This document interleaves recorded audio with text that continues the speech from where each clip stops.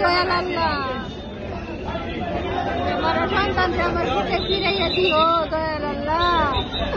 আল্লাহ আল্লাহ, আমার সন্তানের পুরা শরীর পুড়ে গেছে, মাথার চুল পুড়ে গেছে, ঠোঁট পুড়ে গেছে, জিহ্বাটা সহকারে পুড়ে গেছে।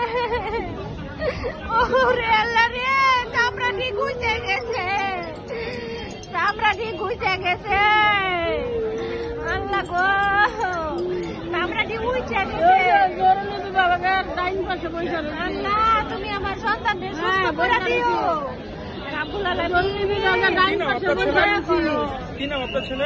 আমার ছেলের নাম মাহিদা জাকারিয়ান, ক্লাস 4-এ পড়ে, বাংলা বছর।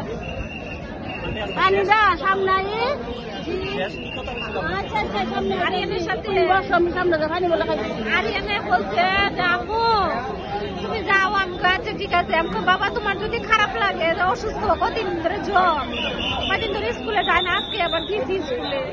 বলছি বাবা তোমার যদি খারাপ লাগে তুমি মিসের মোবাইল দিয়ে ফোন দিও। আচ্ছা মামু ঠিক আছে দিব। হ্যাঁ তাহলে আম্মু যাই, আমি যাও, আমি বলে দিছি যাও বাবা, দুষ্টামি করি না। আচ্ছা আম্মু।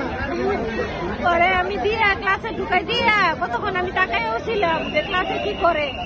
তারপরে তাকাই থেকে আমি কতক্ষণ দাঁড়াই থেকে আমি এসে পড়ছি বাসায় এসে পরে যখন দুর্ঘটনা ঘটছে, তখন আমরা তো বাড়ির কাছে, তখন স্কুলের কাছে, তখনই খবর পাইছি। পাওয়ার সাথে সাথে আমরা গিয়েছি। স্বাভাবিকভাবে এখন ও আমার নিজের বোনের মতো ছিল, এছাড়া আমি আসতে পারতাম না। ও আমাকে বলছিল যে আপু আমার কাছে তুমি যাইও না, তো আমি ওর সাথে ছিলাম।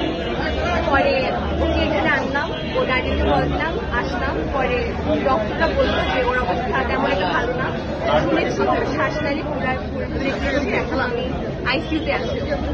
সে 15 বছর, আমি লাস্ট আসলে 7-এ।